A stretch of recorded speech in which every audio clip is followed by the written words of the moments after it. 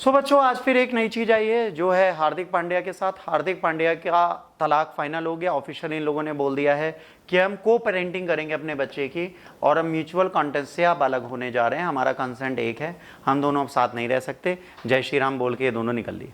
अब भाई ऐसा क्या हुआ, आज हमारे देश में आप देखिए भारतीय शादियों में जो भारतीय परंपरा के तहत होती हैं शादियां, वो जल्दी नहीं टूट रही। आप देखिए ऑस्ट्रेलिया के एक प्लेयर हैं रचिंद्र रवीन, जो इंडियन ओरिजिन के, और उन्होंने इंडिया में आके शादी की इंडियन से, इंडियन रीति रिवाजों से।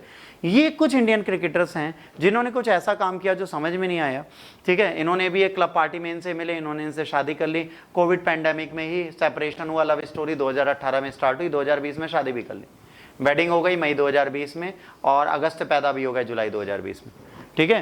तो रैपिड प्रोग्राम इनका चला था, रैपिड फायर खेला शायद इन्होंने शादी में, और इसके बाद इनकी शादी सक्सेसफुली 4 साल और नहीं चल पाई। इन लोगों ने जो लैविश लाइफ चाह रहे थे वो जी भी, उसके बाद भी इनकी वाइफ ने इनके ऊपर कई सारे ब्लेम लगाए कि इनके अदर रिलेशंस हैं, दूसरों के साथ घूमते हैं, काफ़ी चीज़ें हुई, डिस्प्यूट्स हुए, और ये दोनों आज एक तरीके से अलग है। Public reaction and online hate आया। भाई जैसे ही हार्दिक पांड्या को इनकी वाइफ ने छोड़ा, वैसे ही इनके लिए बहुत सारी चीज़ें आई कि he deserve better than you. भाई he deserve better than you कहने का मतलब ये नहीं है कि हमेशा फीमेल गलत होती है, हमेशा मेल गलत होता है। गलतियां कहीं ना कहीं दोनों की भी हो सकती हैं, बट ठीक है, हार्दिक पांड्या साहब का तलाक हो गया, पर इस हार्दिक पांड्या साहब के तलाक में 2 चीज़ें बहुत बड़ी आई हैं। वो आए ये भाई साहब, जो अगस्त इनका बेटा है, इसके साथ सबसे बड़े इश्यूज आएंगे, इसकी को पेरेंटिंग। आपको लगता जरूर होगा को parenting is a very good option, but को पेरेंटिंग में कहीं ना कहीं जो चाइल्ड होता है उसके भविष्य से खिलवाड़ होता है, कभी इनके साथ रहेगा कभी इनके साथ रहेगा, ये चीज़ें थोड़ी फिजिबल नहीं होती और बच्चों को पालना मुश्किल हो जाता है।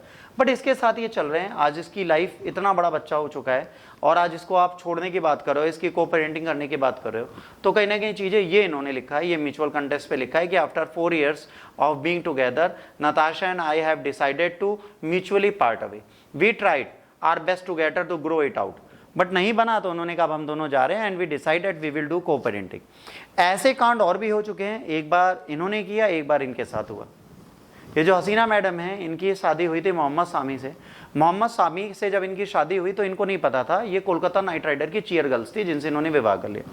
विवाह के 2 साल बाद ये जब जांच पड़ताल करते हैं तो इनको पता चलता है इनका दूसरा निकाह है। इनका पहला निकाह 2010 में हो चुका है और एक बंदा है बंगाल में रहता है मुस्लिम, उससे इनका तलाक हुआ, इनकी 2 बच्चियां भी हैं उससे। इनको जब ये पता चलता है तो ये इससे तलाक लेते हैं, बट जब तलाक लेते हैं इन पे कहती हैं कि इनके जेठ ने इनसे साथ, इनके बड़े भाई ने इनके साथ बलात्कार किया, सब किया।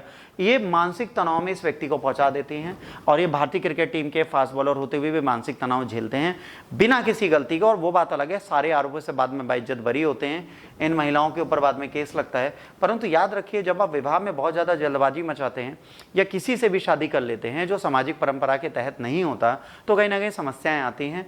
आपको ये समझना पड़ेगा, भले ये कपल हो या ये कपल हो, अगर आप जल्दबाजी किसी भी चीज में करते हैं तो इसमें ये और ये जरूर सफर करेंगे, भले आप सफर ना करें। इसी के साथ आज के इस वीडियो को समाप्त करते हैं। God bless you all, take care, जय हिंद, वंदे मातरम।